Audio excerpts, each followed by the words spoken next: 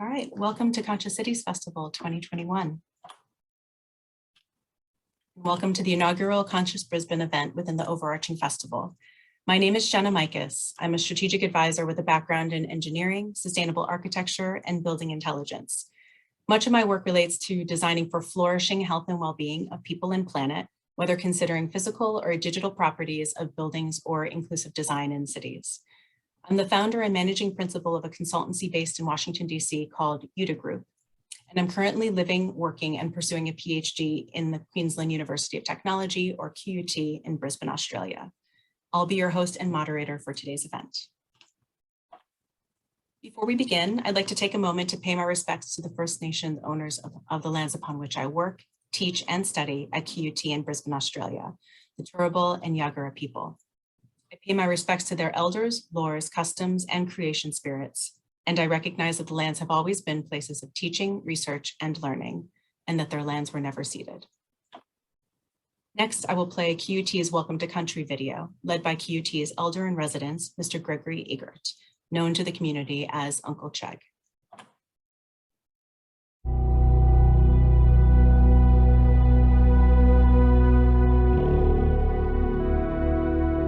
Balka be Balka, welcome in the language of the Yagara people. We acknowledge the Turrbal and Yagara peoples as the First Nation owners of the lands of where QUT now stands.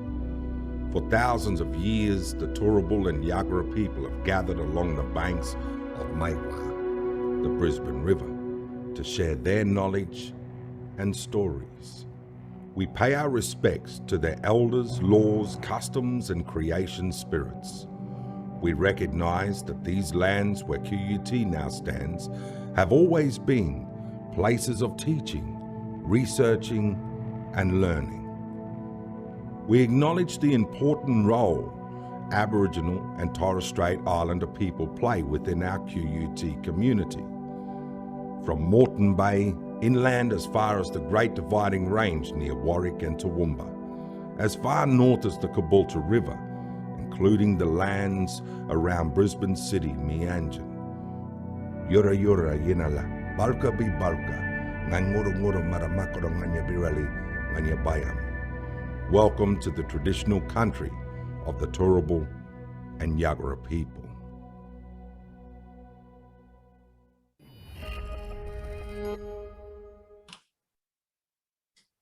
Today's event is one of many occurring around the world this week as part of the Conscious Cities Festival 2021, hosted by its 37 partner cities.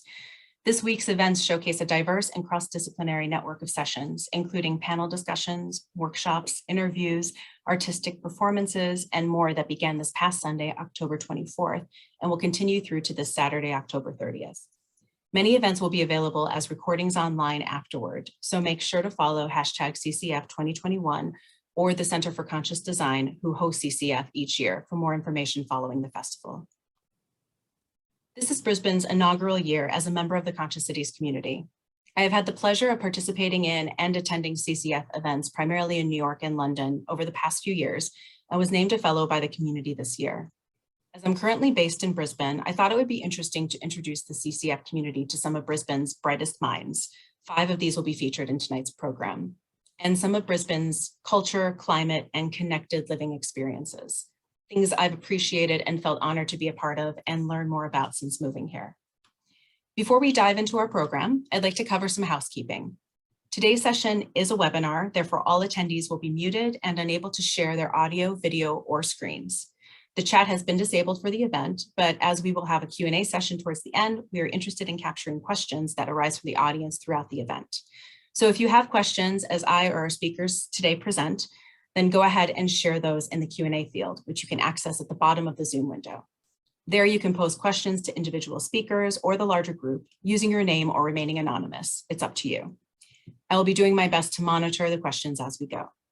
Please note that today's session is also being recorded and will be available on the CCF website once the festival concludes. Here's our agenda for the next 90 minutes or so. I will continue my segment and provide an intro to Brisbane and our speakers. Then we will have the panelist presentations, followed up by a Q&A with the group and a short wrap up. As this is an international event, it's likely that some of you may not be familiar with Brisbane. So to help bridge that gap, I would like to share a video provided by the Brisbane Economic Development Agency. While it tends to emphasize more of the economic considerations of the city rather than its deep consciousness per se, it does give you a taste for Brisbane's livability today and highlight some upcoming development projects that will impact the Brisbane experience in the coming years.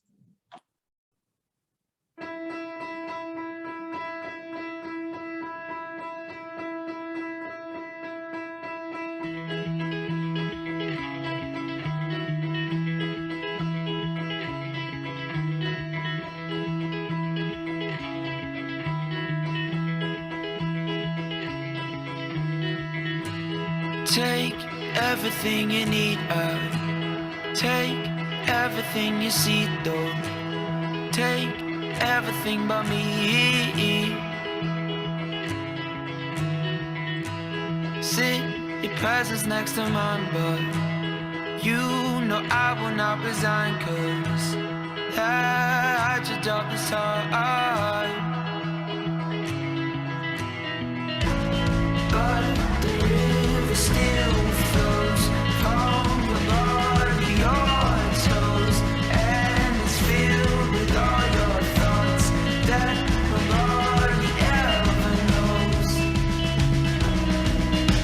Well, I thought that you'd be the one to be there for me, but obviously my thoughts and views of you were wrong, 'cause that's my jump.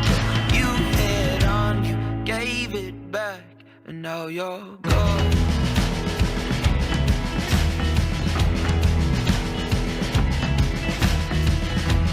Play my heart just like a drawstring in those pants that you are wearing.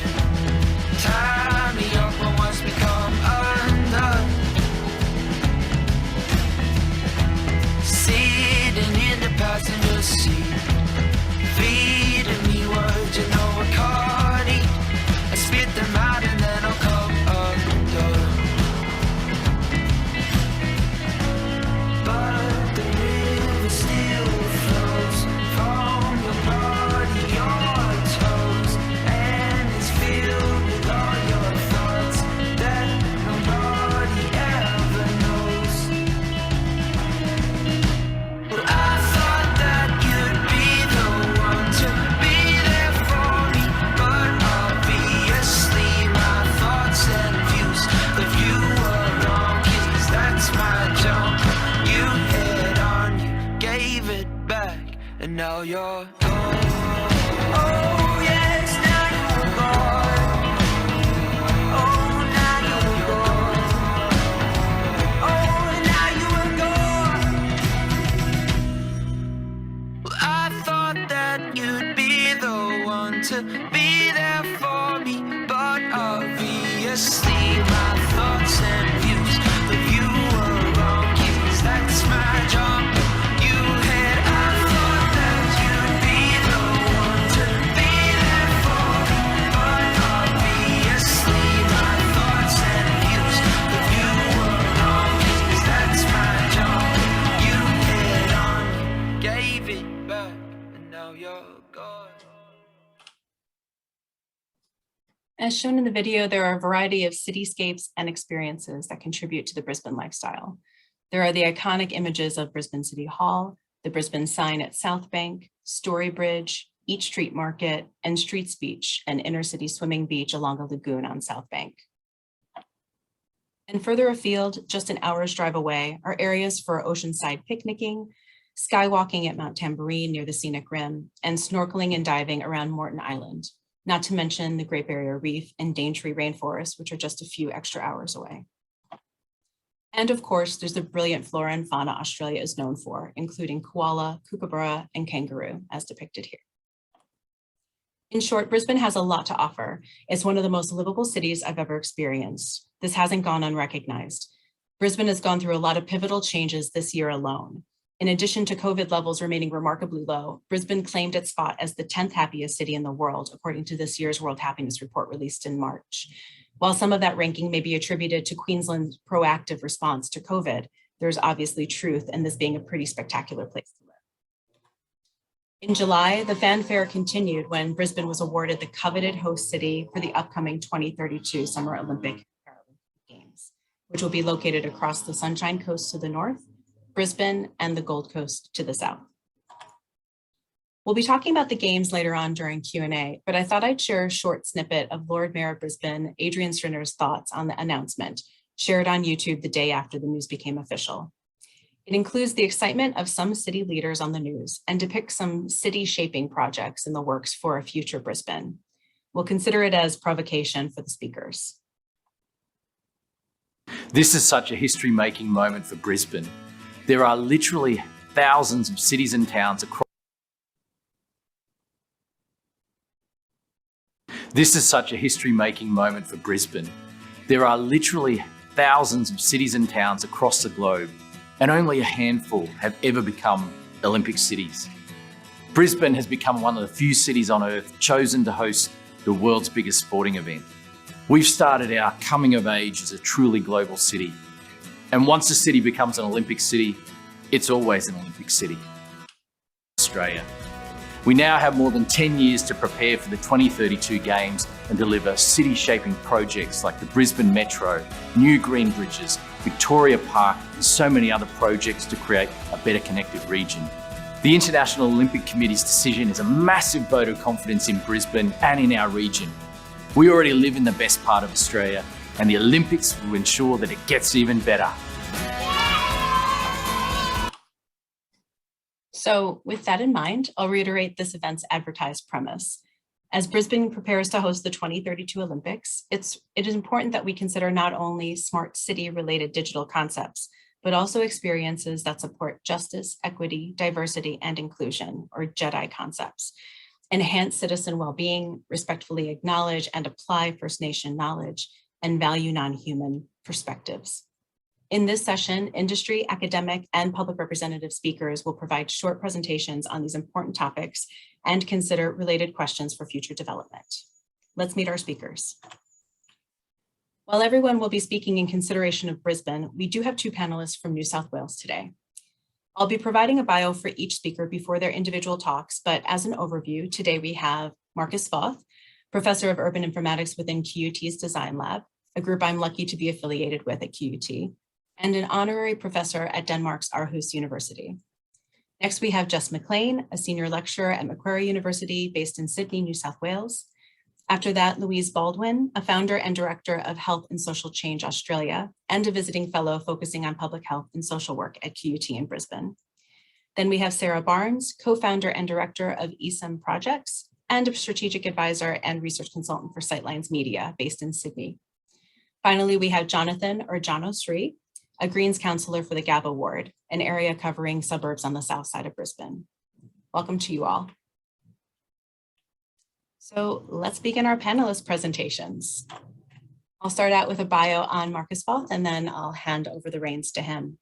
So Professor Marcus Foth is Professor of Urban Informatics in the QUT Design Lab, the Faculty of Creative Industries, Education and Social Justice at QUT in Brisbane, Australia. He is also an honorary professor in the School of Communication and Culture at Aarhus University in Denmark. Marcus's research brings together people, place, and technology. His current research foci include urban media and geoprivacy, data care and smart cities, digital inclusion and participation, blockchain and food supply chains, and sustainability and more than human futures. Take it away, Marcus. Thank you, Jenna. That was great. Let me share the slides that I've prepared for this little intro. Is this showing up? Yes, great.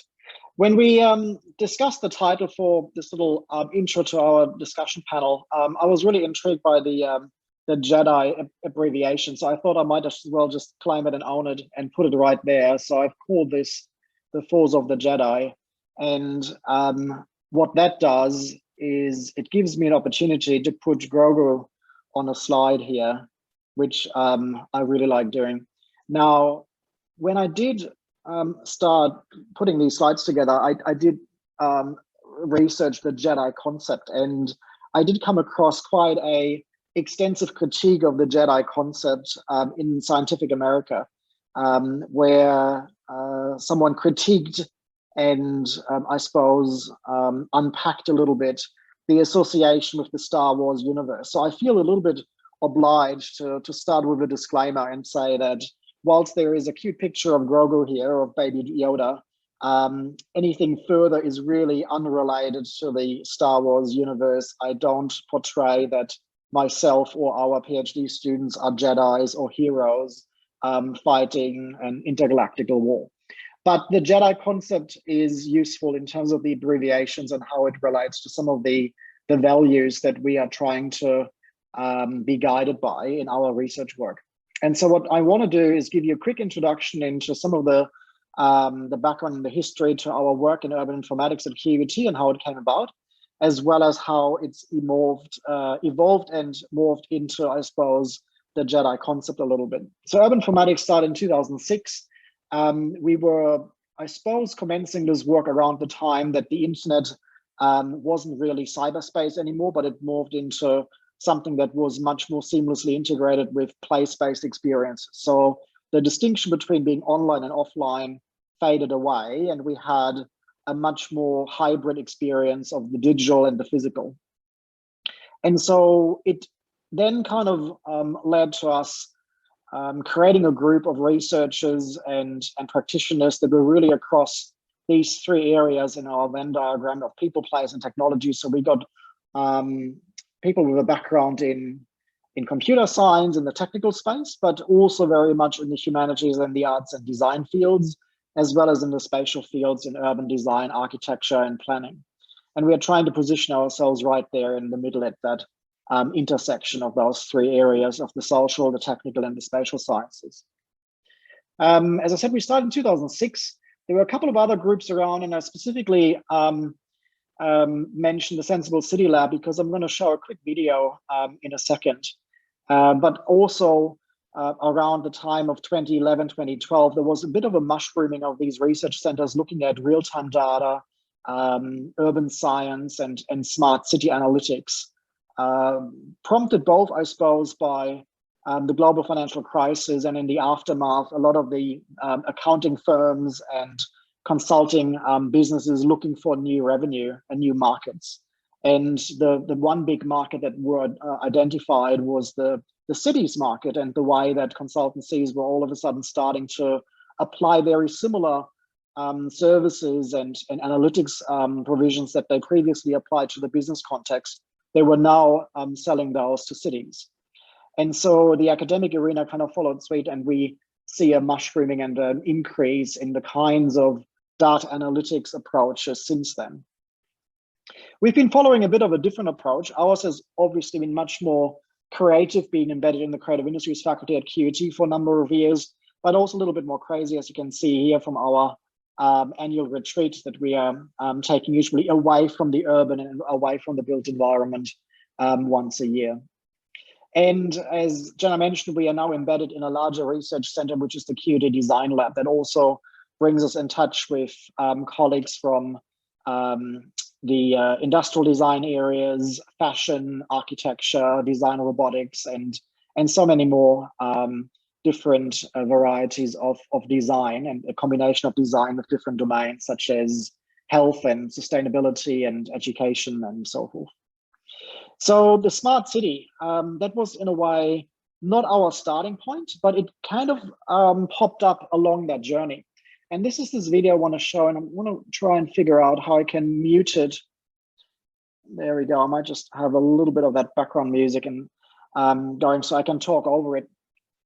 So this is a rendering that came from Carlo Ratti's team at MIT in the Sensible City Lab. And what it does is it kind of juxtaposes the diversity of city experiences on the one hand, with this very planetary view, but on the other hand, we're actually also seeing something that is very homogeneous, this pattern of morning rush hour, as you can follow this timeline that sweeps across the globe.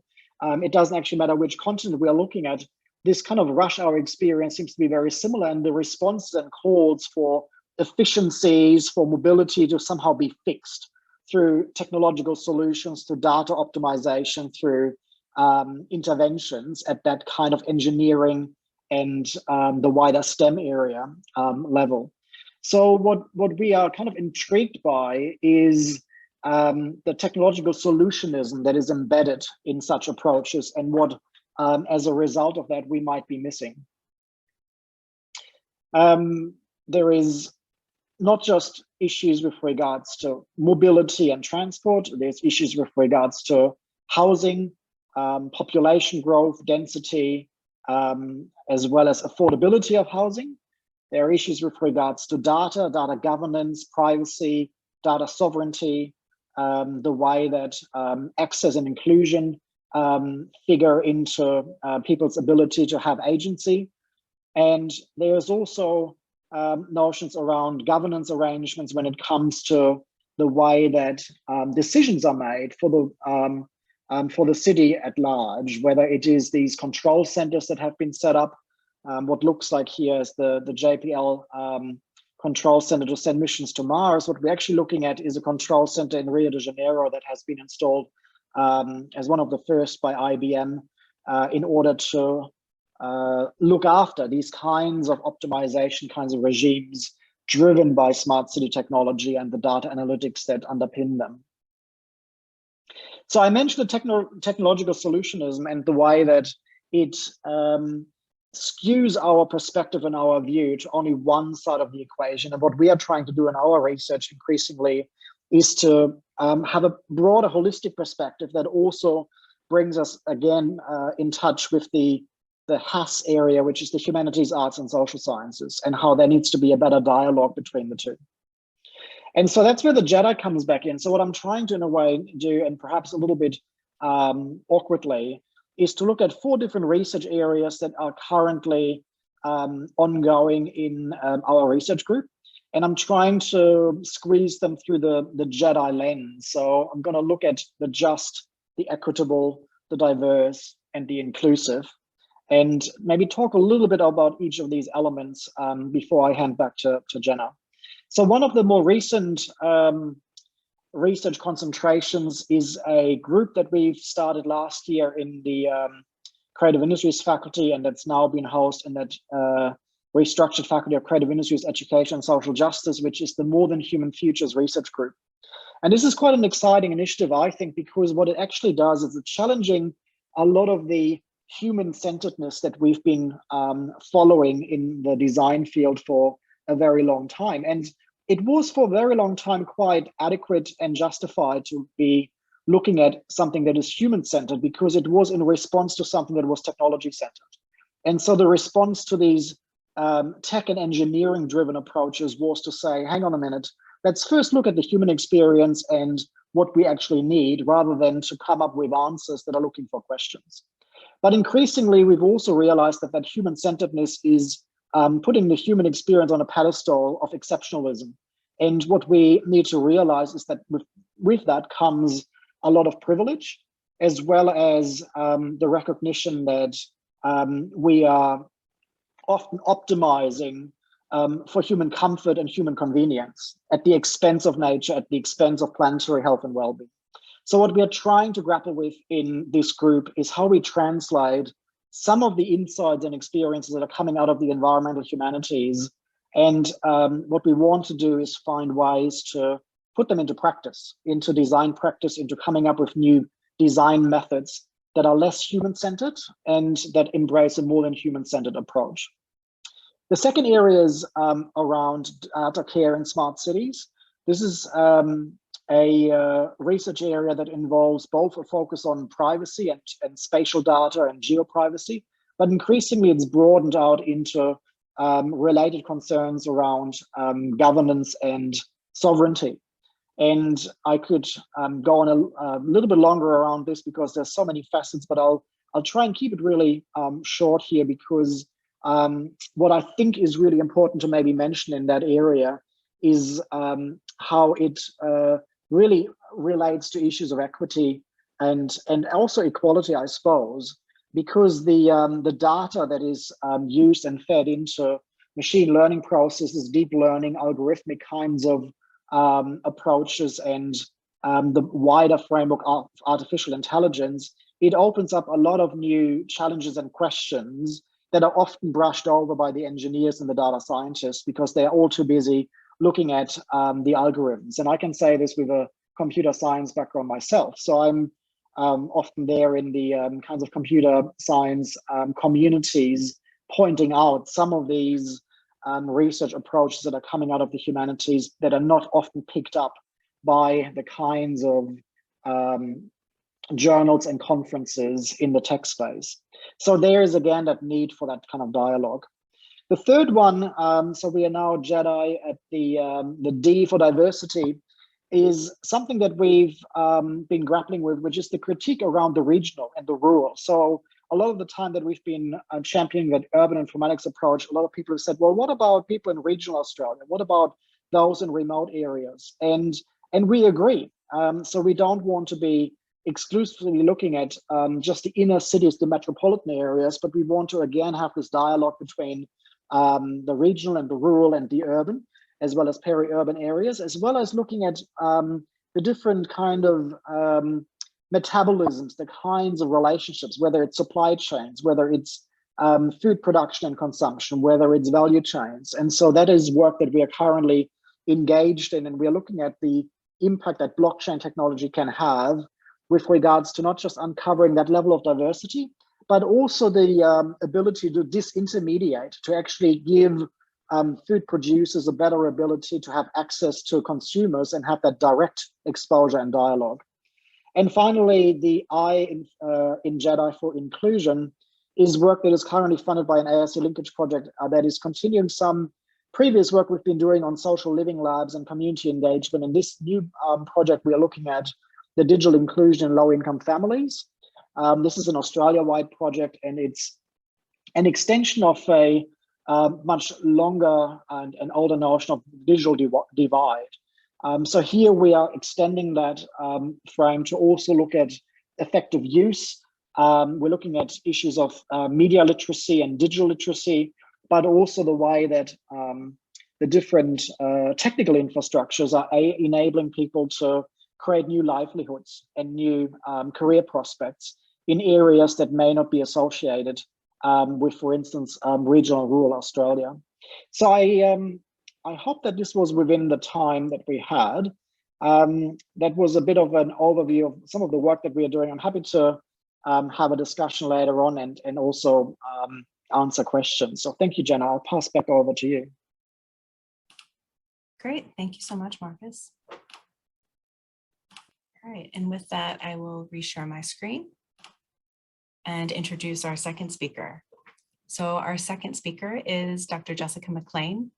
Dr. Mclean does research on how humans, more than humans, environments, and technologies interact to produce geographies of change. Her research focuses on digital technologies, water politics, climate action, and activism. She's a senior lecturer in the School of Social Sciences at Macquarie University, where she teaches smart urbanism, Anthropocene, politics, and environmental justice. In 2020, her book, Changing Digital Geographies, Technologies, Environments, and People, was published, and she is co-editor-in-chief of the Open Access Digital Geography and Society Journal. The floor is yours, Jess. Thanks, Jenna, for that warm welcome, and really lovely to be a part of this panel tonight. Let's see if this works. Does that look right? Great. Okay, so yes, my name's Jess Mclean. I'm talking today about careful smart cities for ethical and sustainable futures. Today, I'm speaking from country belonging to the Gadigal people, land that always was and always will be Aboriginal land. I acknowledge the traditional custodians of the land and waters on which I work and live. Macquarie University is sited on the Wallumattagal country of the Darug people, and recognise their continuing connections to land, water and community. I pay respect to elders past and present, and I invite members of the audience, whenever you're listening to this, to think about the particular Indigenous countries that you inhabit as we talk in the digital today or at another time from multiple locations. The image that accompanies this slide is a photo I took, so apologies, all of the images are mine unless I tell you otherwise in this slide. It's of a walkway that many of you would probably know, perhaps, in Brisbane, along the Maiwa River. I'm glad to have learnt that that's the name of Brisbane River. I didn't know that before tonight. I took it a couple of years ago while doing some research on urban digital sustainability in Brisbane, as I was lucky to do a sabbatical that included a trip up that way. I've had connections to the Brisbane area since I was a kid, though. I've got family that live in the area, and I've been very fortunate to be able to travel to Minjerribah and Stradbroke Island since I was young as well. So it's quite lovely to be a part of this conversation personally as well as professionally. For that research, I was interested in how smart cities interventions actually exist in Australia and how they are manifesting multiple different settings. What's often hidden in the smart cities infrastructure that is installed is the actual undergirding technologies and the extractive data practices that characterise them. So unlike this highway that's clearly held up by pylons, some gritty concrete, the grounding of our current smart cities technologies is obscured and sometimes eludes us in trying to comprehend what's going on in these interventions. So this talk is trying to do a small thing perhaps, but I think there are some nice connections between what Marcus has offered so far and what I'll be talking about here. And the three things I'd like to talk to are defining care as a practice, that it's not just an interpersonal thing, that's something institutions and organisations should engage in. And putting forward this idea of careful cities that's come from a growing literature talking to careful cities, which is really interesting, I think, within the urban planning and geographic space. As a geographer, I'm really excited to see these conversations emerging. And I want to land on this idea of careful smart cities for ethical and sustainable futures. And I posit this notion as a proposition. We should have careful smart cities or perhaps not at all. So getting to this idea of care and trying to define it in an expansive way, we've got some excellent forebears, including Fisher and Tronto, who define care as everything that we do to maintain, continue, operate and repair our world so that we can live in it as well as possible. So these feminist thinkers have been really constructive in influencing this current wave in urban planning that's centering care as a practice. It's a broad and enabling definition that doesn't foreclose who should be doing this care or indeed how. It is very influential to these feminist approaches to urban planning and expanding how we understand work in cities and elsewhere. The image in this slide is of a smart car being charged in Paris and shows some of the pragmatic and sensible ways in which smart cities interventions might be useful. This is, of course, not always the case. So these kind of utopic images are often the exception, and they're not universal, of course. So attending to both the caring and harmful capacities of how we can understand cities, it requires us to think about care in a quite open sort of a framing. So Miriam Williams, a colleague of mine in the discipline of geography and planning at Macquarie, has written a beautiful piece in a geography journal that argues that careful approaches to urban places can actually break down categories that separate private public spaces. Often we can think about care as a private initiative, something that happens within the family home or within friendships. And what Williams does in that paper is challenge that assumption and suggest that actually care is something that can happen within urban settings and should reframe how we think about justice as well, so that justice is broadened to include careful approaches. So I invite you to have a look at her work as it really helps ground what I'm talking here today about careful cities. So it's really challenging some of these old binaries and trying to think about constructive ways. In another paper, Power and Williams, Emma Power and Miriam Williams talk about the materialities of care, which considers the way bodies, objects and materials shape care in more than human ways. And here you can see there are some connections between what I'm offering and what Marcus was talking about as well there. So the processes of caring are a key focus of this thinking, and they're really a focus in this idea of careful smart cities as well. So one evening on that trip to Brisbane a couple of years ago, I took a walk along the footpath adjacent to Maiwa, and amidst the graceful eucalypts and concrete overpass that you can see in this image, I came upon this digital pole. And I thought, what do the numbers mean? I was initially a bit excited, you know, the inner mathematician from my university science degree sprung out for a second. I was excited to see these numbers changing as I went there another day. And I guess that they're indicative of how many people cycle and walk along this riverside path. Yet a part of me also thought, well, what does that mean though? Walking and riding with water could be imbuing them with a stronger sense of nature in the city, watching the rakali, the native water rat, clamber along the riverbank, could amuse them as they amble along the river as well, while smelling the good and bad odours wafting from the water, could also make them reflect on what's actually happening in this catchment. And I wanted to add to those figures. I thought it was exciting to be a part of this cumulative community effort.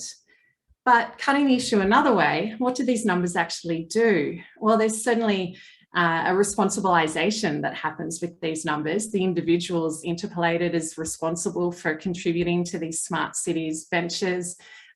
Each walking or riding individual is deemed to be important, but collectively is the responsibility then devolved from the institutions that are managing these places to the individual to keep a track of those.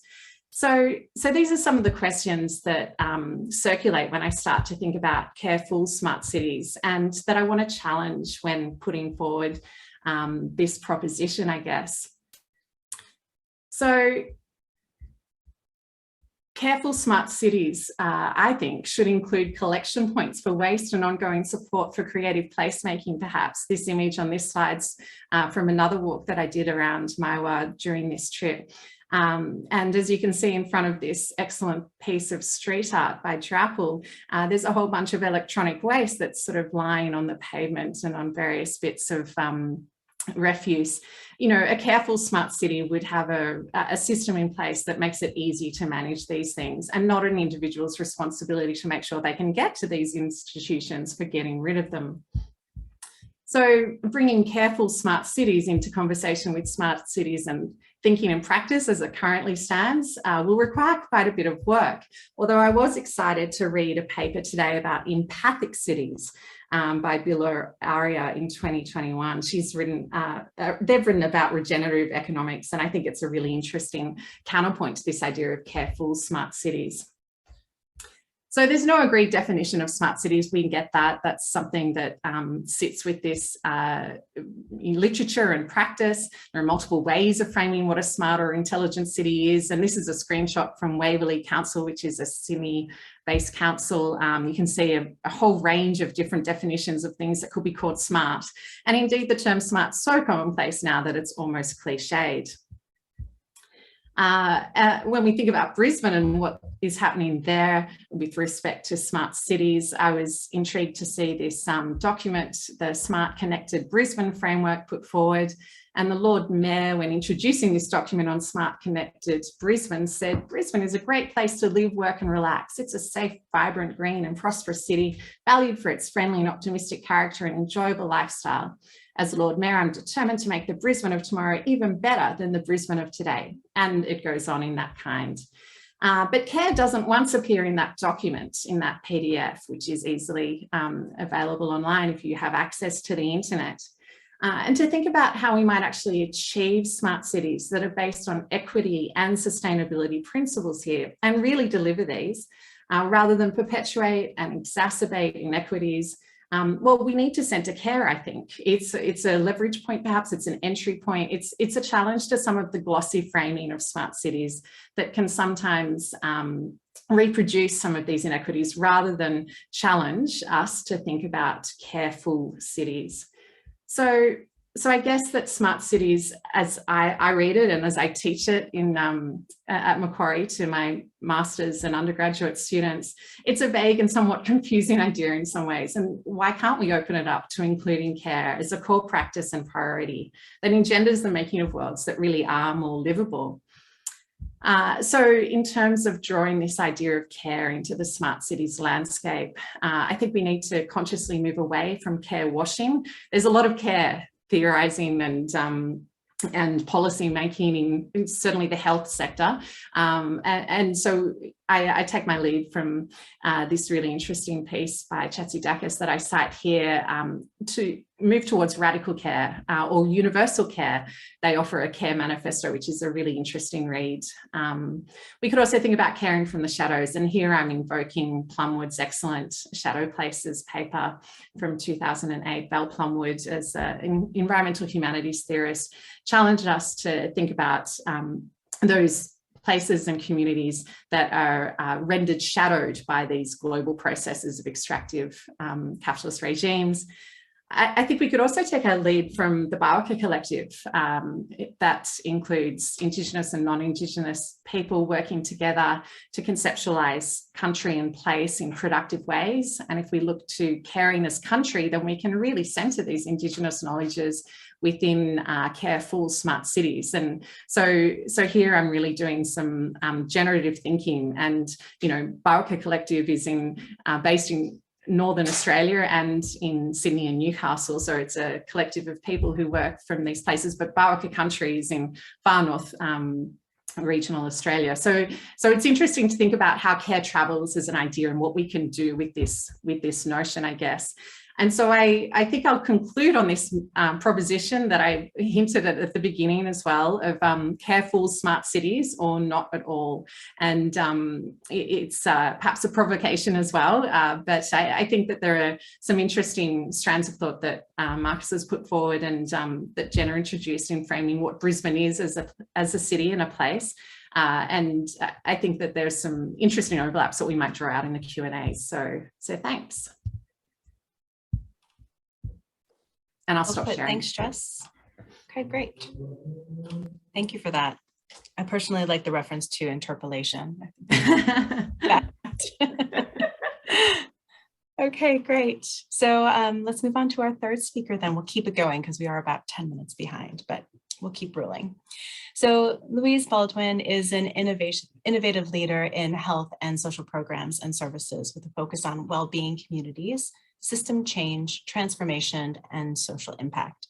She is known for her out-of-the-box approaches to social impact evaluation and to sustaining programs and services for improved health outcomes.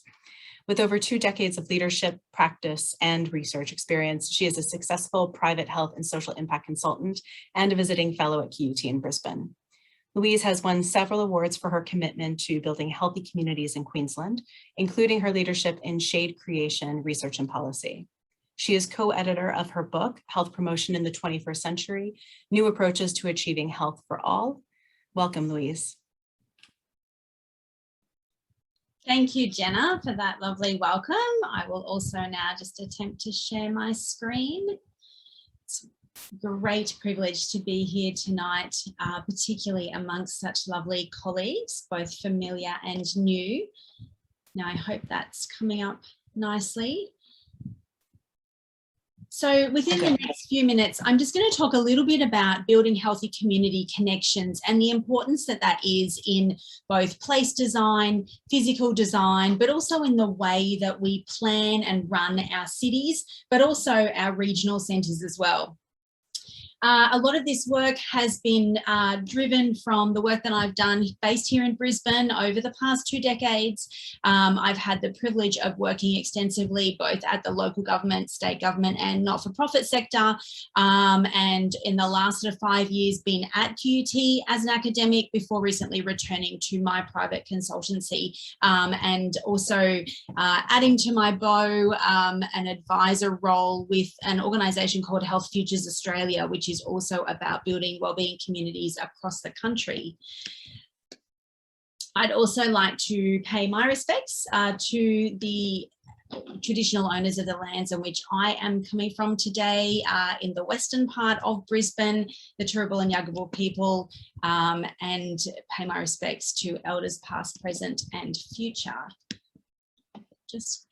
So when we think about a healthy community, it's really important for us to think about the expanse of what the term health means. And I really like the work that happens in Alberta, in Canada. And funnily enough, when we talk about health and we talk about prevention and building healthy communities, we often look to the work of the Canadians because they do a fantastic job in holistic approaches to prevention right across the population. And I love this quote from colleagues in Alberta, which talks about, well, what is a healthy community? And they talk about, imagine a place where everyone has a home, everyone has meaningful work and access to affordable, healthy food. There are safe and welcoming places to be active and feeling of connections to others. And it goes on to talk about that health is shaped by places where we spend our time, by our relationships and the circumstances in which we live, work, learn, play and age. And those words are really important for us to think about when we're talking about what is a healthy community. And it also goes on to talk about that healthy communities are one of the best ways to reduce or eliminate differences in health outcomes between diverse groups.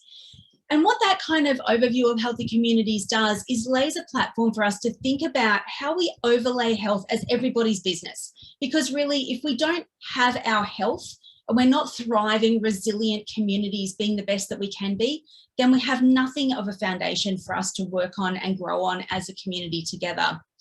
Certainly, of course, in the past 12 to 24 months, we've experienced some of that very clearly together in the impacts of a very clear health issue. But we can also think back to a number of things which affect us here in Australia, and particularly here in Brisbane.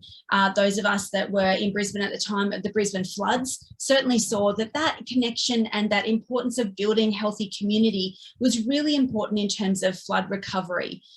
There's also a number of great examples here in Brisbane of working through what we call settings for healthy communities. So we see health promoting workplace approaches, health promoting schools, health promoting sports organisations, making sure that we can integrate the best parts of health where people are living, working, learning, playing and ageing, so that health is no longer just the responsibility of the health sector. And in fact, in an ideal situation, we would be able to create a city in Brisbane and of course around Australia and across the world that promotes health, that prevents preventable diseases, injuries and other health infamies, but then also builds on the resilience for us so that we can be the strongest healthy communities that we possibly can be. And that allows the health system then to deal with the health issues that we know can't be prevented and in fact need those treatments and those other research around that as well. So when we talk about health, we talk about a physical, mental, environmental, social, economic and educational determinants of health.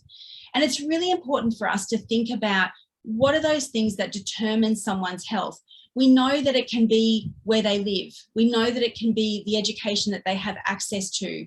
We know that it can be the environment in which they live in, the social connections that they have, and of course the biological foundations that they have also. So there's a number of issues that lead towards building healthy communities. And it's important for us as a city and as a collective consortium of organisations and sectors across a large city like Brisbane to be able to work together around common goals to make sure that health can be at the forefront of what we do. And this is not a new thing. The OECD are calling for a wellbeing economy across the world. Now, when we talk about a wellbeing economy, in some words that might be, well, is that a bit of a dichotomy? How can we talk about health and how can we talk about economy? They're kind of, seemingly different things. But in fact, there's an enormous movement coming and recommendations coming from the OECD themselves and other large, powerful organisations to say that really we need to talk about thinking in a preventative way and thinking in what we call an upstream way for the economy. And this means looking at prevention, looking at enabling access, looking at enabling justice, looking at inclusion, making sure that all parts of the community are in fact counted for in the way that cities are shaped and the way that cities are designed and funded to make sure that no one is left behind and in fact there's an equal footing for everyone. With my background in public health, we very much talk about that as an upstream, downstream approach. And the simple analogy of that is thinking of, if we're thinking downstream, one of the very classic examples we give is that instead of continuing to put a Band-Aid on the child's knee when they keep falling over and keep skinning their knee, let's think about maybe how they're falling over and why they're hurting their knee. Do they need to learn to climb more safely on the play equipment that they're working on, that they're playing on? Do they need to actually be taught some skills to make sure that they can play in an active way? Do we need to, in fact, look at the environment and make sure that it is safe for children to play? So we need to think upstream, using that very classic example, and look at what can be prevented to make sure that we're not always just putting a Band-Aid on the problem once those issues start to come to light. Now, the problem with that is that sometimes these things take a lot of time, and prevention can take many years sometimes to actually show that there's been gain, maybe from some investment that's happened. And the other really tricky thing about making a wellbeing economy happen effectively on a city scale or a state or territory scale or even a country scale is, in fact, success happens when nothing happens. And because so what we know is that, for example, if we see a decrease maybe in some health issues, or we in fact see better inclusion or greater justice, if these things aren't being measured and therefore they're not coming to a forefront to actually need to be treated, so to speak, then we may not recognise that this work is actually happening. So part of the challenge of us looking at this wellbeing communities, wellbeing economy, and the broadest part of a healthy community is making sure we recognise what those causes are, making sure we put the greatest prevention strategies in place from our physical design of our cities, our policies, the way that our organisations work. But in fact, underlying that with some really good monitoring and evaluation, so we can actually recognise when nothing happens, that's in fact the greatest success, because we're actually making sure that people aren't unnecessarily experiencing injustice, they're not unnecessarily being excluded, or they're not unnecessarily becoming unwell and becoming sick and needing healthcare for something that might have been able to be prevented. And when we talk about the more classic parts of a healthy community, some of the work that goes into this too is very much around those disease concepts and the greatest diseases that cause the impact on our populations.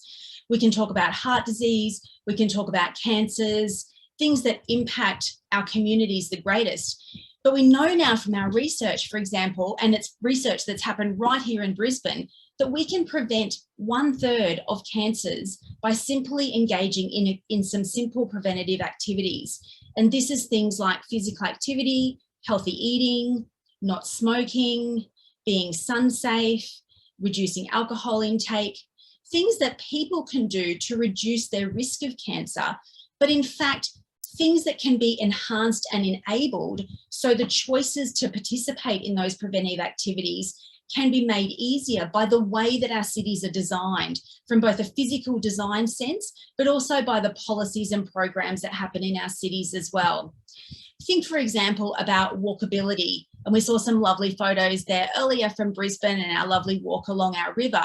And that's a fantastic a way to, remain physically active in Brisbane, to encourage connectivity between public transport and where people need to go for their workplace, education or services.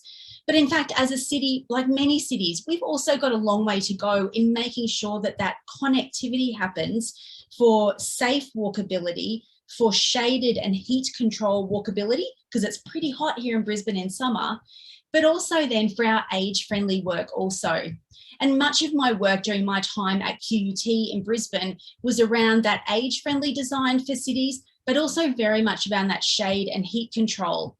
And we have an opportunity as we're leading towards the Olympic Games and becoming the Olympic city to incorporate some of these really important wellbeing aspects into some of those key projects that the Lord Mayor's been talking about, like our green bridges, like our Victoria Park golf course, which is a big transformation that's happening in the middle of our city. Also talking about our public transport. There are guidelines and research and evidence and ways of designing those physical features of our city, which can enhance health, and really just a classic example of where that evidence needs to be enabled to be put into practice. Louise, can you wrap up in about a minute, please? Absolutely.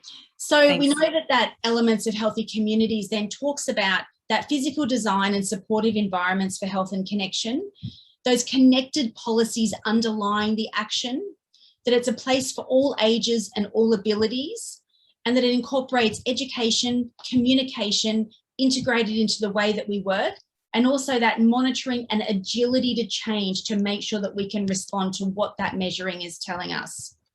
So what this means is that health is everybody's business. And as we move towards 2032, we really need support for our decision makers, for our designers and for our educators on agreed, dedicated guidelines and ways of working to build on Brisbane's great progress, but to continue this for 2032 and beyond.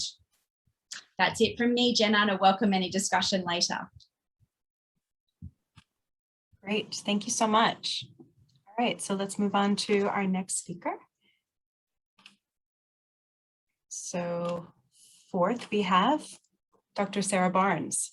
So Sarah is a strategic designer, researcher, and creative producer with a 2-decade career forging policies, programs, and engagement strategies to nurture citizen-focused digital media, creativity, and community.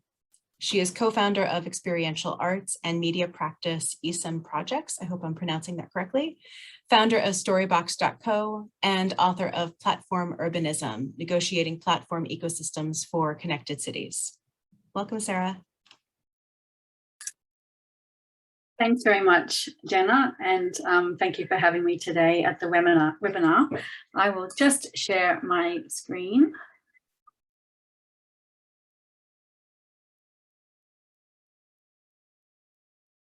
Are we good? Thank you. So I'd like to just also reiterate that I am from Sydney, so I'm coming from the land of the Gadigal Wangal people of the Darug Nation. I would like to pay my respects to their elders, past, present and emerging, and extend that respect to all Aboriginal people listening today. The title of this webinar, but also I guess the opportunity to speak to the concept of conscious cities has really invited me to reflect also on some of the fundamental kind of ideas that shape my work.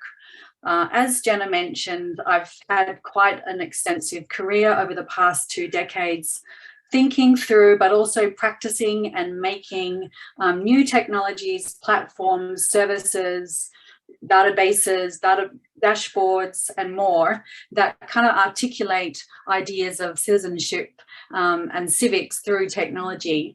But there's also beneath that kind of day-to-day work of making, I'm kind of driven by a number of kind of fundamental ideas about the idea of the imaginaries of technology. So I actually began a PhD in around the mid-2000s on what was then called real-time cities. So we've tended to kind of move now towards the idea of smart cities, but it was the emergence of the real-time that really began to excite me as a kind of object of real interest, but also of concern.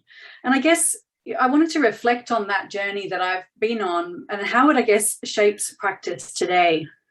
I should say I'm also affiliated with Marcus's Urban Informatics Institute.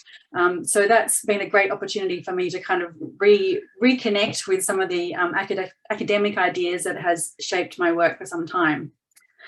So I think we would all agree that we're really at a stage in 21st century capitalism when we realise that there's a lot that's not really working very well about the way that we use technology and our assumptions around using technology and the way that we design the platforms that shape our technology experiences. Much of what we experienced through our everyday technologies are kind of arisen through this idea of ideas of the post-industrial city that have unlimited resources of energy, food, and cheap labour. Very much driven by this idea of the machinic episteme, the idea that the city can function effectively and efficiently as a machine for us. We've been entranced by this idea that we can annihilate distances by speed. And this idea of the real-time city for me was really captivating, that we would actually want to annihilate time or have real-time experiences, and in a way that would deny the kind of particularities of place. This, I think, these ideas have been very strong and dominant through a lot of our, late 20th century and into the 21st century ideas about technology and what we want from it. I loved, I'm not sure if many people have seen this, but Push Wagner's Soft City was recently discovered, a graphic novelist. I think it was discovered in 2008 or something, not so long ago. But this, it's almost as though we've kind of emerged from the modernist city of the 1950s to 1970s, and are now replacing that with the kind of the platform architectures of smartphones and the like, and smart cities. We kind of, and Marcus and Jess have spoken to this as well, there's this kind of embedded idea that the smart city is always about the efficiencies of infrastructure that will serve our needs, that everything will run smoothly, that we're kind of these kind of widgets in a big operating system, if you like. The emergence in the last 10 years of platforms and platform architectures as really fundamentally changing the way our relationship to technology, but also the potential for technology to expand in ways that we couldn't comprehend.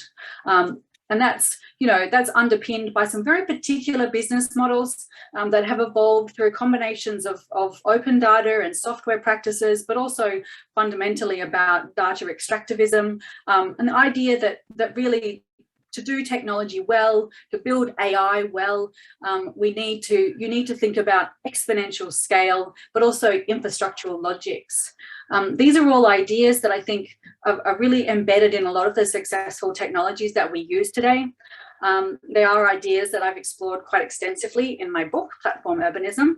But I think also, and also worryingly from a kind of conscious cities perspective, where our platform experiences are also increasingly shaping the way that we interact with each other, interact with spaces and places, and not always for the good. There is that sense, and I mentioned the idea of kind of annihilating spaces or distances through technology. I think within that, there's this sense that the place around you maybe doesn't matter as much as the network within which you find yourself through platforms. So these are some of the kind of, I guess, ideas that a lot of my work tries to work against. Sorry about that. So just returning to this idea of the imaginaries of smart urbanism, I think it's important to remember that while these are kind of dominant ideas, we can start to retrieve some other quieter concepts and imaginaries as well that have always kind of been there. And I think it's important, as people who are interested in consciously intervening in the city, to work practically and together, to work together to try to retrieve these kind of alternate imaginaries. And I'm very much kind of in accordance with the ideas that Jess spoke about in terms of care, like trying to bring some new kinds of concepts or foreign concepts to this technology landscape. How do we do that? And what are the spaces and places in which we can do that? So one of the ways that I do that is through concepts of kind of recovering the civic nature of public life. I think working in public spaces is a really beautiful way to extend beyond the kind of echo chambers of social media, and to actually be able to set in place connectivities and engagements with people that are very different to yourself. And that's really the beauty of working in public spaces, is that you will never be able to really control who you're talking to or who you're engaging with. This particular graphic actually is from a Smart City Sdk project that was funded from the European Union in the late 2000s. And I like the image because while it's a slightly old kind of era of urban technology, there is still this sense that it's the urbanity of and very much the human of public life that's being celebrated. Another kind of one to return to.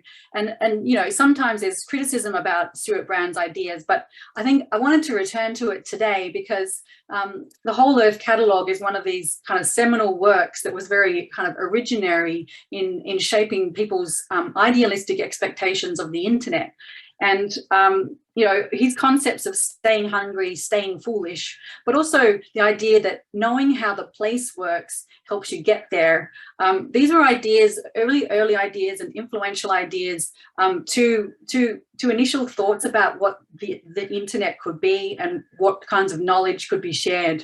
So I think that idea that technology needs to annihilate distances and take us far from each other, we can work to resist that and return to some of these fundamental or foundational texts, if you like. So I just wanted to reflect on some of the ways in which we can work to recover the civic in the work of smart urbanism today. And I guess we're seeing that there's an opportunity to focus connectivity at a much more localized level, and that includes network connectivity, smart connectivity. These are questions, if you like. How can we do that to promote greater resilience, greater connection to place? What I'm seeing through some of my research partnerships, including some with one in particular with the UCL and the City of Barcelona, is the idea that cities are actually great organisations as to operate as trusted data custodians. Where we have a lot of distrust around federal or national governments and how the interrelationship of data capture, but also security apparatuses, I think increasingly the city is a really important kind of custodian for citizen data and can actually be at the forefront of new ideas about data custodianship and data care, as Marcus referred to. The idea, and I think after in this COVID world, I don't know if we're quite post-COVID at the moment, but living with COVID, localization is more important than ever. So how can we actually design platform ecosystems to operate at that local level effectively? I think that we've seen the emergence of the ideas around public value as becoming much more prominent. There's an opportunity to think through actually how can we design data ecosystems to support public value?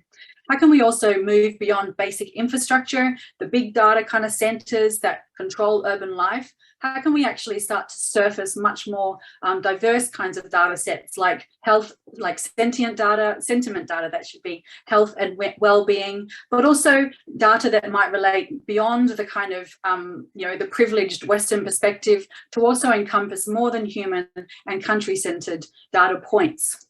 How might we do that?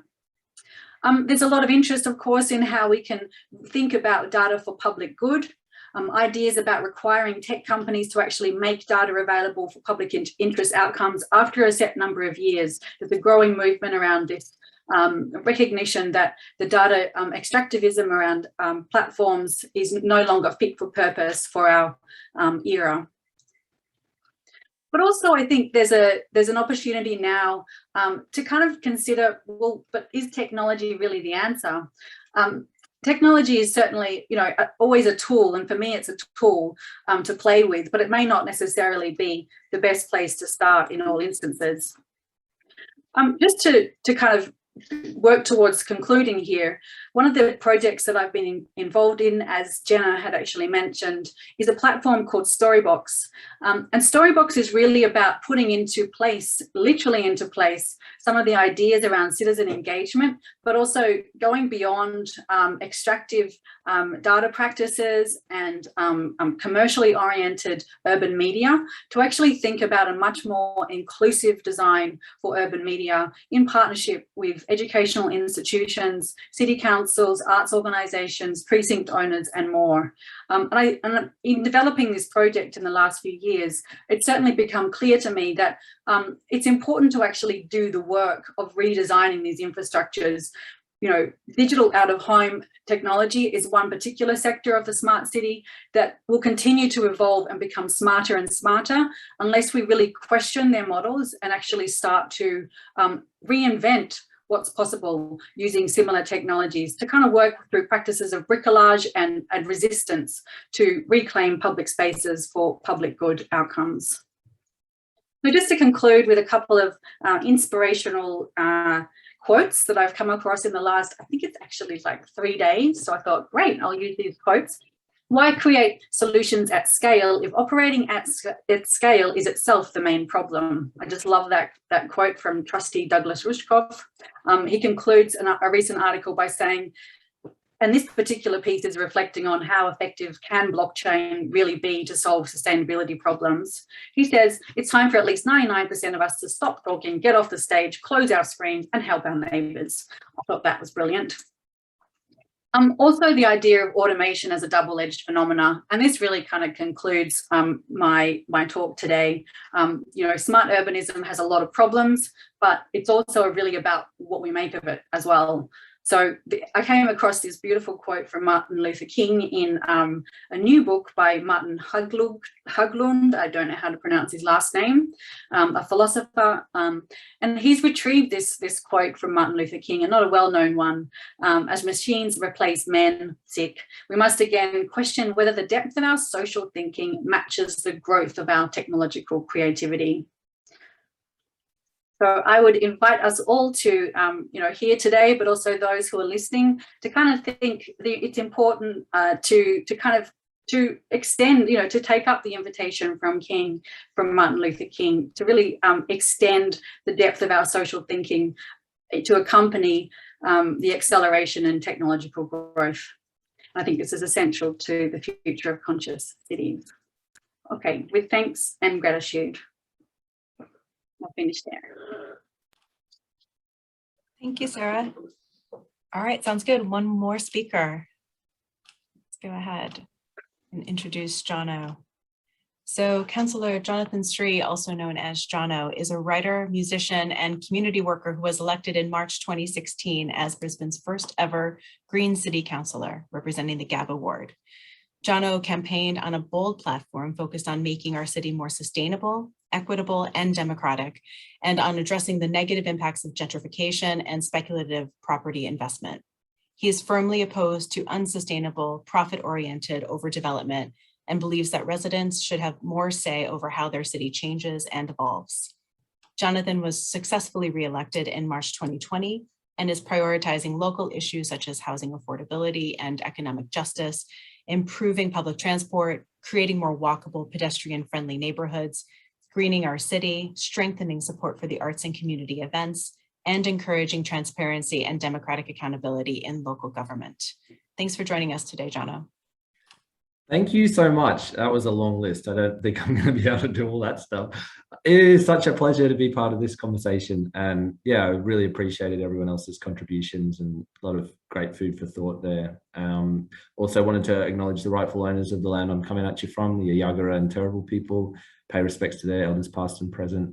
I'm in the area of so-called Brisbane known as Wollongabba, and I'm mindful that when we're talking about cities, and we really need to be particularly conscious of the voices that aren't in the room, and that in many respects capitalist cities represent an unbroken continuation of violent colonization. There hasn't really been a break with that. We're just at another stage of colonialism, and there's not really a way to extricate ourselves from that, but at least we need to be thinking about it and theorizing as we go. I'm going to try and take you on a brief little tour.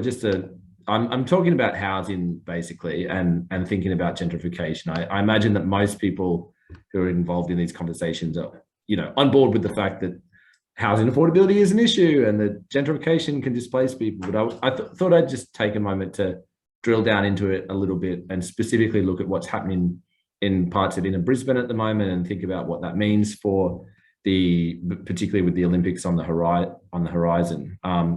So let me share my screen. Here's inner Brisbane, there's the CBD, and here's West End. I kind of represent this area, Kangaroo Point, Wollongabba, Highgate Hill, the inner south side. I'm going to take you to one of my favorite spots in the inner city, which is the top of Highgate Hill. There's a lovely little park here that's got great views of the city and stuff. Yeah, great spot to watch the sunset. Anyway, just over the road here, this was my first share house. And back in around, I think I moved there around 2009, 2010. That's what it looked like, that white one there. You can see next to it, another weird old ramshackle share house. And next to that again, another brick house, but also pretty old and pretty cheap to live in. I think at the time that in that 4-bedroom house, there were 4 bedrooms. I think there were 7 of us living there, and the rent was pretty cheap. And similarly next door, real cheap rent. Next door, real cheap rent. That was always a weird house full of like, we were hippies, but they made us look really normal. Here's how the spot has changed over the years. You can see the house next door was demolished. Bit sad. Apparently it was a bit old and had holes in the floor. You can see the house that we used to live in has now been renovated. This tree at the front, though, is a tree that one of my housemates planted. You can see it wasn't there in 2007.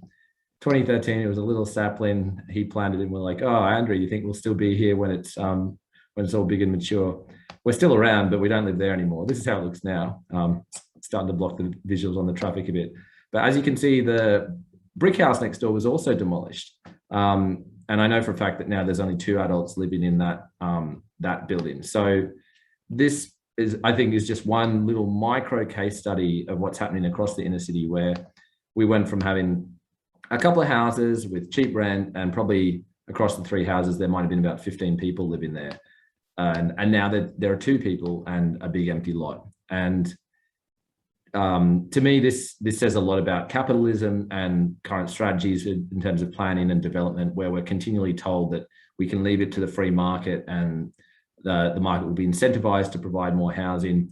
In fact, for the owners of these investment properties, it was more profitable, and for them as rational economic actors, quote unquote, it made more sense for them to demolish those old buildings and leave them empty, because that way, as property values rise, they can take advantage of those multiple options for redevelopment. And as you can see, that those blocks have been empty for a solid 5 years now. Actually, it's more like, yeah, one was demolished in 2012, quite a while. Going to jump over to this slideshow. This, for context, is the value of our old share house at the top of Dornoch Terrace. You can see there on the left, very cheap back in the 70s. By the time we moved into it, it was already getting up towards 600,000. It just sold last year for 1.4 million. And this is the neighborhood we're dealing with now, where in the space of a decade, prices are doubling, or more than doubling in some cases, with massive ramifications in terms of displacement and fragmentation of communities, all the usual stuff that's kind of associated or attributed to the negative impacts of gentrification. The next little place I wanted to show you is down the hill from Dornoch Terrace. This is a park that I helped got the funding for and was involved in the design and consultation for. It's a small park, but really actively used. We chucked a little piano there. It's got a stage up the back. We put in barbecues, which the council doesn't normally do for such small parks, and you can see some raised community garden beds there, lots of lovely public art. We had great debates about the importance of including 240 volt power so that musicians could use the stage, and including a proper toilet, et cetera, et cetera.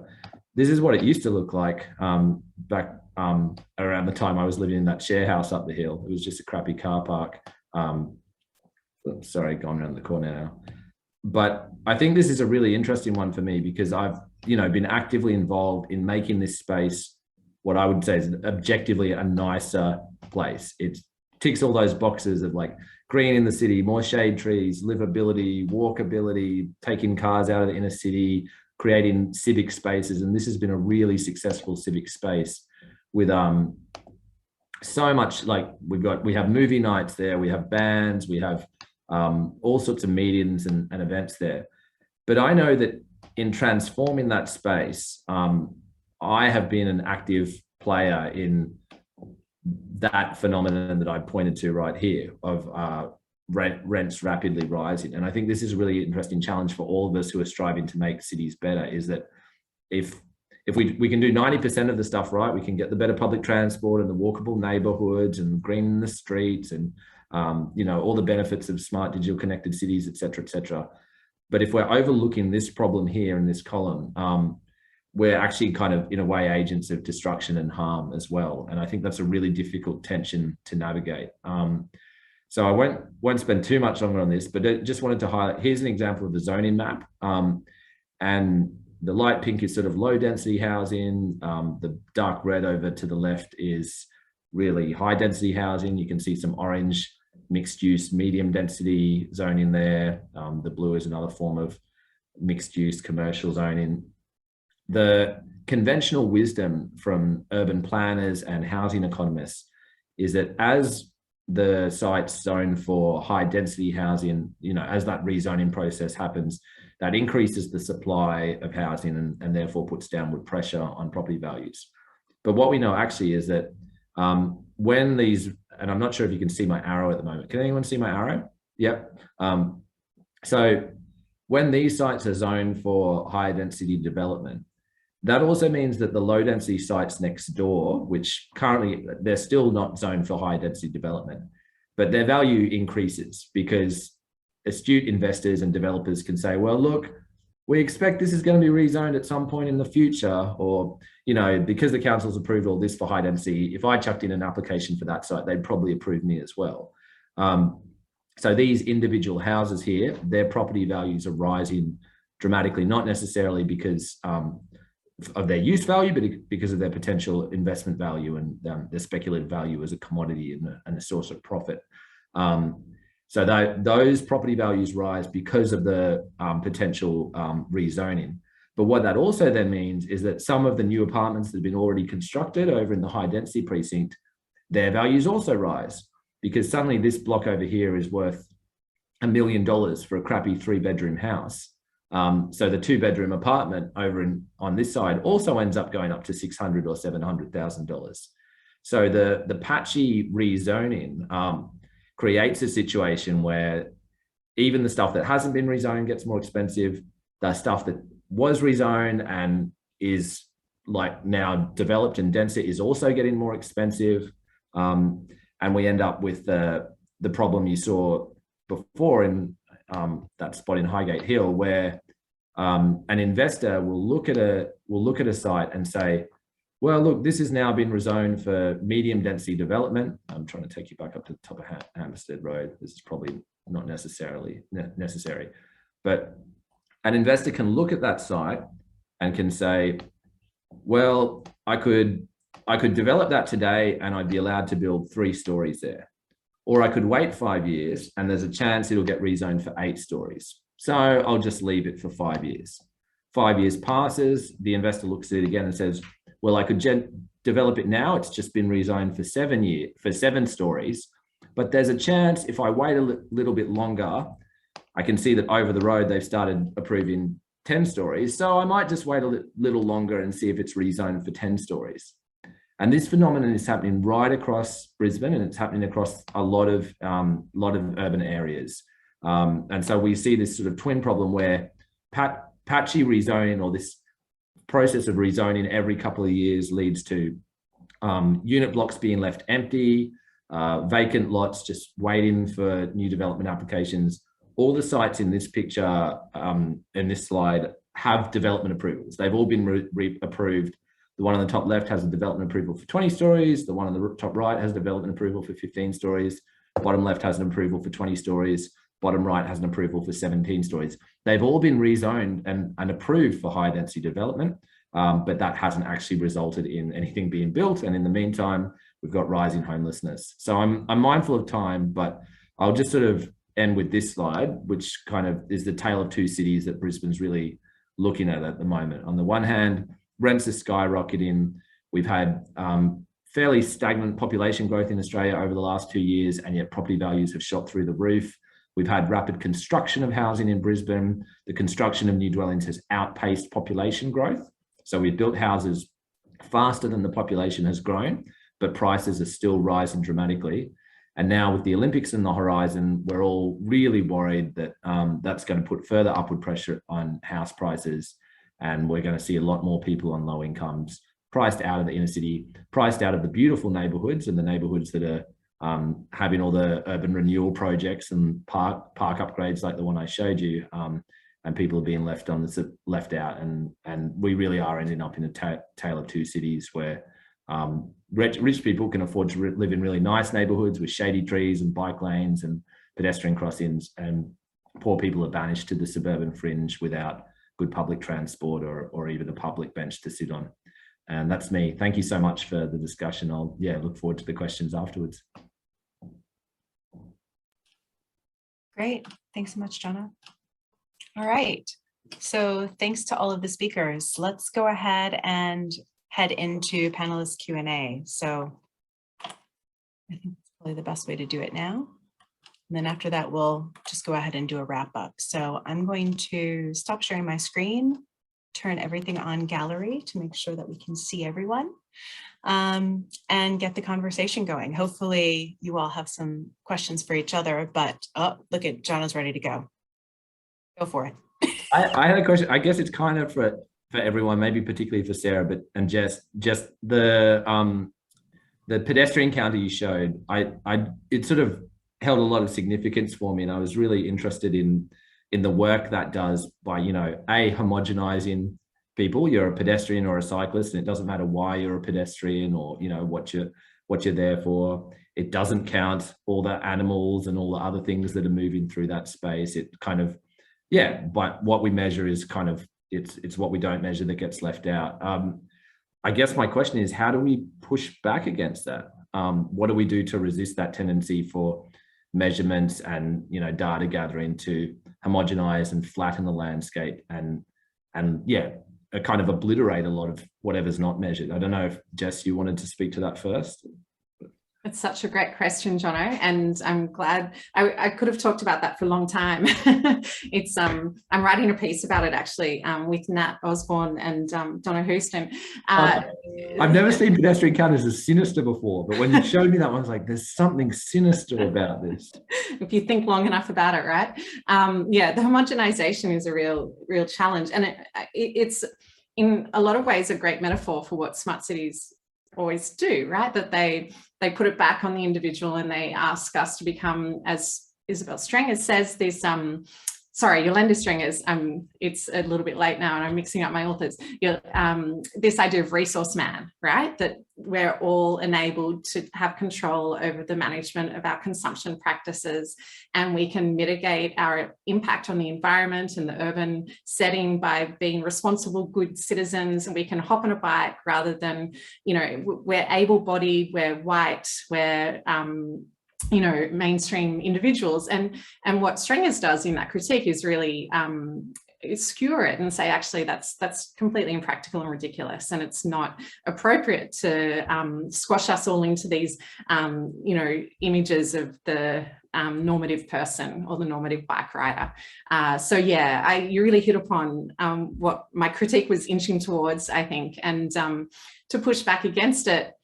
It's a really challenging thing, right? What's the alternative to that representation and that visualization? And you could have it not there at all is one thing you could do, or you could ask people how they want to be represented. You could actually do a grassroots kind of project where you say what works for you in this place, and how would you like to be made present, and how would you like to be manifest in the counting? What matters here?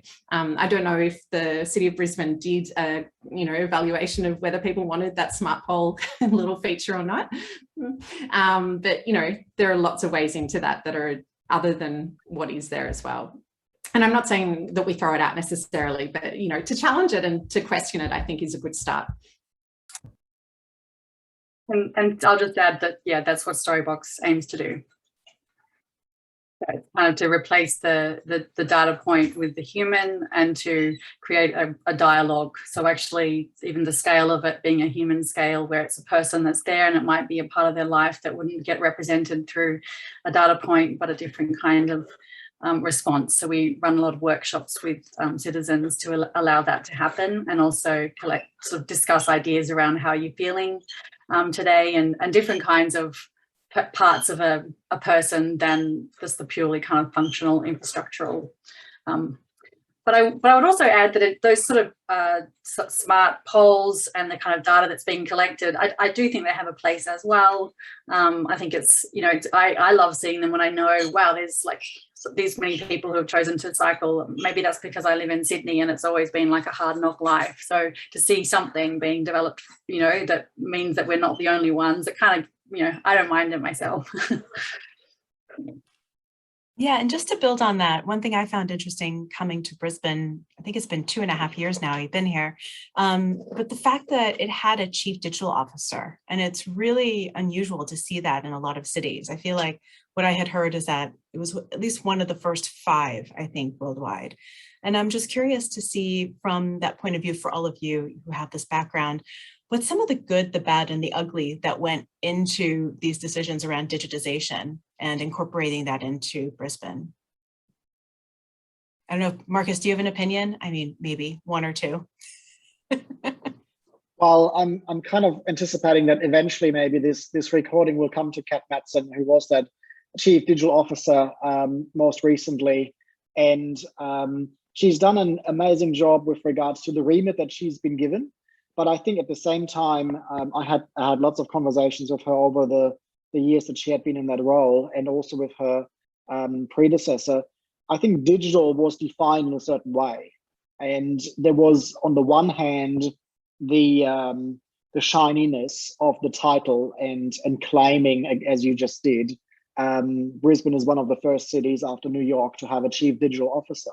But at the same time, the digital was very much positioned within an economic development framework. The programs were about things like teaching kids how to program during school holidays, and at the other end of the spectrum, it was about increasing the digital literacies of businesses and being very active in that startup space and creating the next Steve Baxter and the next Elon Musk. It was a very kind of culty environment that wasn't actually looking at other aspects of digital infrastructure, of looking at some of the more critical aspects of things that we just all discussed in our different presentations. That wasn't really part of the remit, and I think that is really, really crucial to put into the equation as well. Yeah, I think that's a great point. And Sarah, you mentioned a little bit about, there is likely a place for this data. It's just a matter of what does that look like. And Louise might have something to add here too with respect to health data. There's a lot of great research that's going on worldwide about that. But I'd be curious to see, maybe for Sarah and then going to Louise, if you have thoughts on what some of that good data might look like. What does that include, and how might that be helpful to especially balance out some of those different things with respect to Jedi, like we've been talking about? Yeah, I mean, I think that so just to go to the earlier point about the City of Brisbane's digital strategy, it was very much a forerunner in the idea that of a whole of city digital strategy that was beyond, say, the organisation itself, but it did position the role of the city in relation to the digital as one that was primarily, and Marcus has made this point, primarily about entrepreneurship and digital entrepreneurship and digital literacies. It wasn't so much around the idea that the city could cultivate a kind of a citizen first, for example, approach to technology. Technology was equated with software, and software is equated with startups, and so and then startups with scale, exponential scale. So I think that returning to the point about what now, or what might a different approach look like. I do think there's an opportunity for cities to really be at the forefront of conversations around data custodianship and trying new things with citizens around what kinds of data might be lacking with respect to questions of local resilience, community resilience, sustainability, circular economy, and so forth, to really be at the I guess, the interface of the citizen and the service provider, because I think there is quite a strong trusted relationship there. So that's something that as I said in my little talk, that's an area that's of interest for the city policy space. But I do think in particular that the City of Brisbane has an opportunity there because of its scale, because of its large metropolitan scale. It kind of is an almost at that scale of the state government kind of level. So therefore, with that larger scale comes the capacity to resource more pilots and more projects. There's always a risk that, it's technology for technology's sake. And I think that's something that always, it's always important to keep front of mind as well. Exactly. And Louise. Yeah, I agree. And there's some fantastic opportunities for us to utilize data. There is a lot of data around, both in the digital space and others as well. And it's important for us to be able to use that to identify what's working well in terms of conscious city design, what's not working well, what our communities want and need, and very much utilizing it in that really true human-centered design approach and that grassroots approach that Jess mentioned as well, and really working with community from the ground up. There's also an issue for us, like in many cities, where a lot of the time there's data there, but it's very siloed in the sectors who collect it. So for example, if we were looking at public transport access to certain services or something like that, that's held in certain sectors. However, that information combined with some other data, maybe around income or other aspects of health or accessibility or inclusion, collectively that data together would be very powerful and could really enable us to act on that and continue to measure what's happening and look at what's working and what's not working, and almost have that fantastic cycle of, actioning, continuous measure, interpreting that data, and then continuing to be nimble and act on that data. So I think we need to really look at breaking down some of those silos and being able to ethically share. And of course, if we talk about health data, that's an issue, but there's certainly ways that we can do that. And there's parameters we can use it where they're not about the individual, but they're about, bigger things that influence our city around some maybe agreed pillars of conscious design that we incorporate here in Brisbane. Yeah, I think that's a great term, the pillars of conscious design, if that could be incorporated. What a huge change that could be. And it reminds me a little bit of what we were talking even with Sarah's talk when she was, going into real-time city and some of that history. And, you think about those eras of Six Sigma and real-time delivery, just-in-time delivery, and how that influenced city design. And then, slowly that started getting a little bit more about human-centered focuses and citizen-focused design. But it's oftentimes not incorporated from the get-go. And, even thinking about Brisbane, again, as an outsider looking in, I see a lot of Brisbane, even, when I was looking for marketing information to show for videos for this, it's so flashy and it's like economic driven, and it's all about getting money influx into the city. And there wasn't much about just the incredible lifestyle that is here. Brisbane is just such a unique city to me, coming from different locations. And yeah, I think that flashiness is something that really, is very, it's discombobulating to me almost at times. Yeah, go ahead. I wonder if you've seen the parody that Jonna recorded of the casino. Especially, I was reminded when you had that casino shot in that image video by the Brisbane Economic Development team or department, because I think it does relate to some of the things that we are talking about, which is that not only are some of these data-driven appearances and presentations and analysis problematic from the view of how they taint the perspective and paint a certain picture, it's also the granularity of the resolution, right? So if I see, for instance, a double spread in the Courier Mail in our local newspaper, or I download and watch this fly-through architectural video, this rendering, it comes across as a Hollywood movie trailer, right? So if it's the same genre, even it's the same techniques of production animation, where people don't argue with Steven Spielberg and say, I don't like that scene, I want that to be changed, right? So you kind of have a completely different objective, which is that of raising expectation of the next thing to come. Like at the moment, people are just hanging on, they're, sipping their espresso martinis at Howard Smith Wharf, which is a complete urban design disaster that has been winning awards by the Planning Institute that they should be ashamed of, for the complete violence that they've unfolded on Brisbane active transport, cyclists, pram users, wheelchair users, initially even putting loose gravel onto the pathway. And so as they are sipping their espresso martinis, they're just waiting to hop onto the next spot. The next thing is going to be Queen's Wharf. And when is it going to be released? What's the release date for the next Star Wars? What's the release date for the next casino? It's like the same thing. And so the kind of Instagram community is just completely removed from a level of criticality of looking at the future of cities. And it's just, it just breaks my heart.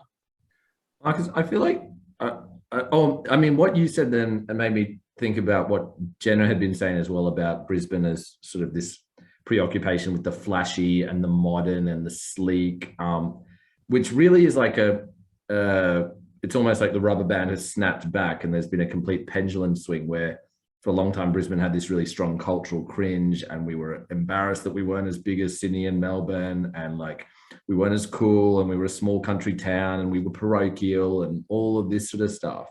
And it's kind of like in an effort to shed that image or resist that frame in Brisbane or the leadership or the Brisbane establishment and the sort of popular culture has worked so hard with this new world city progress, like chrome and glass and steel stuff, that it's really interesting to think that like in other cities, this would be seen as almost like gaudy or kind of tacky.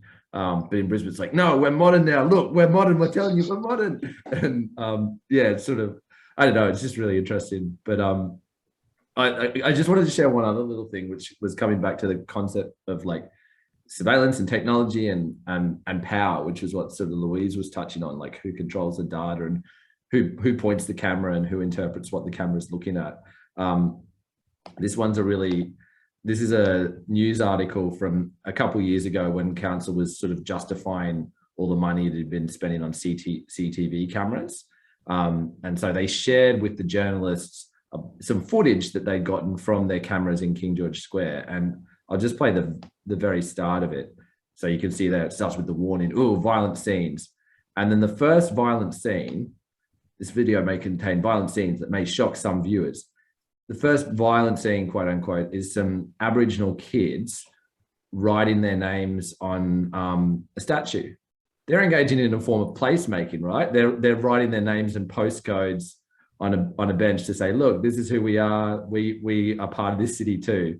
But the camera and the story and the way it's pointed and the way it's framed is like, oh, this is an attack on the city. This is violent. This is dangerous. Vandalism. Anyway, I could go on, but I just think, for me, when I hear smart city, this is what I think of. I think of the council saying, no, look, the cameras are catching people. Don't worry, they're worth the money. Anyway, yeah, I'll share your link in the comments. Thanks for that. No, it's really interesting. 23,000 incidents. I wonder what qualifies an incident. If it's, that's just one example. Most of the incidents were bikes riding through the square, because each bike riding through the square is defined as a pedestrian safety issue. And so, because bikes are banned there. So they're all incidents. Wow. There's a good example, Jono, of conscious design. If we actually had better design to enable the bike riding and enable the walking, we could actually get around the city better. So that's a great example of how we could overcome the problem with some great design solutions. Yeah. No, I think that's a great point. And I would like to just wrap up with another question or two, because I know we are over time, but we could honestly talk to the bunch for quite a long time. So we talked about the topic of this being a smart, equitable Brisbane. And I got some fantastic snippets from each of you as you were chatting. And I captured, well, for Marcus, we actually have a visual with Grogu or Grogu. we have George Lucas personified instead of the Steven Spielberg element of Howard Wharf's. But, you know, those ideas of Jedi, how that comes into play, and then, you know, some of the other pieces of ethics of care that Jess mentioned, and the healthy community from Louise, and then, you know, starting getting into the slow cities that Sarah was talking about. And then, of course, Jono's different pieces of just, you know, getting out of that gentrification and having it be something that is attainable and equitable for everybody. But I was just curious if there's anything else that I missed. If you were thinking about a smart, equitable city, what else would you make sure should be included?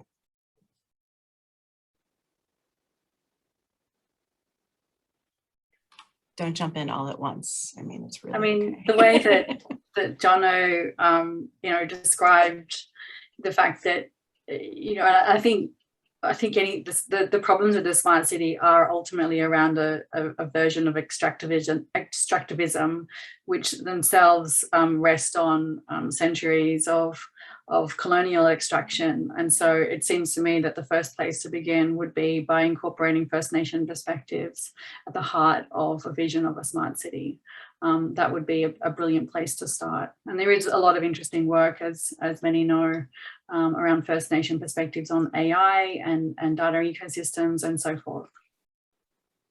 Yeah, I think that's a really good starting point. You know, thinking about city as country, right? As Libby Porter talks about as an urban planner, that centering of Indigenous placemaking, Indigenous knowledges, not in a, you know, how can we extract, and by we, I mean the settler colonial state, extract further knowledge from Indigenous peoples, but how can partnerships be built that are meaningful and justice actually achieved through reworking settler colonial nations in the remaking of our country and the cities in them. I think that's really constructive. But that's such a big question, Jenna. It's just huge. That's why I had to stop for a few minutes. I was like, oh my God.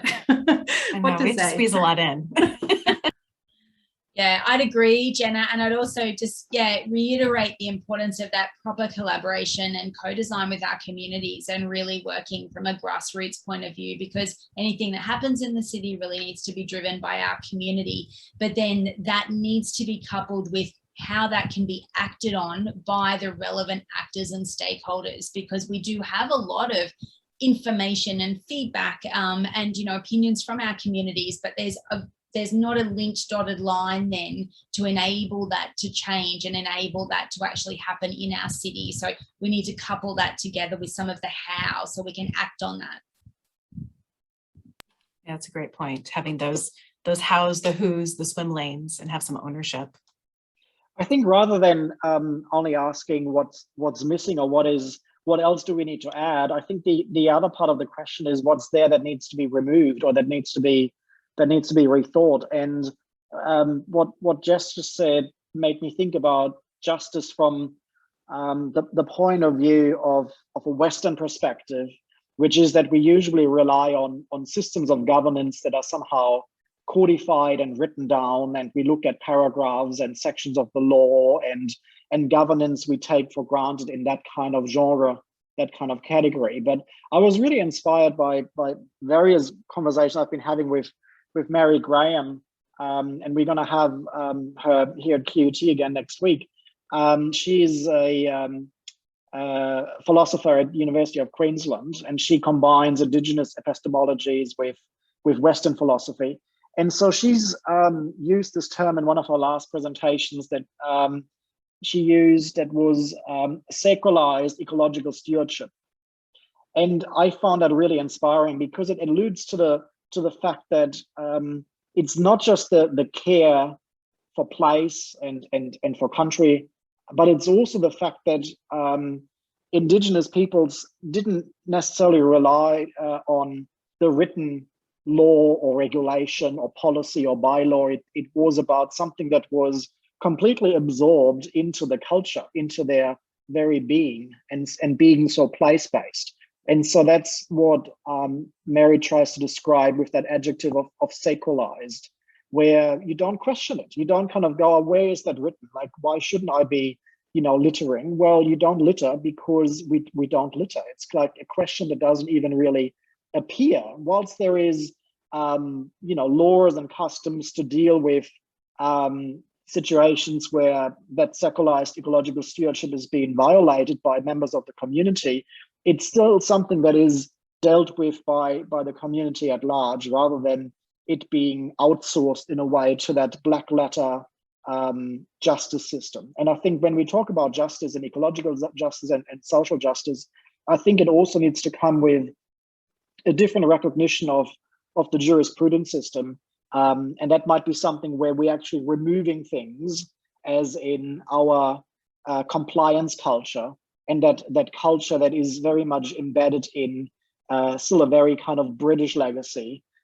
So if we decolonialize a lot of these things that we talked about, it might also mean that we need to look into our system of law and governance, and how we might bring about that kind of, cultural adoption of caring for country and caring for place. Well, I think that's a beautiful place to end, unless somebody else has anything to add. Jono, you were thinking of it, but I don't know who came up with the term or where it popped into my head from, but just remembering the distinction between a smart city and a wise city, and recognizing that, yeah, smart cities suck. I have no interest in a smart city. I want a wise city. yeah, completely agree. A transition from smart to intelligent to wise, and that's so much better. Okay. Well, thank you all so much. I know we have a couple of computers that are starting to dwindle in their power. So I'll probably just say thank you to the entire group today. Really appreciate you joining us, and especially in this inaugural event. I know we could have talked for ages, but let's leave something for next year in case if we continue Brisbane's participation in Conscious Brisbane. Yeah, of course. It was a great group. All right. Have a lovely night. Thank you all. Thank you. Thanks for having me. Cheers. Bye-bye.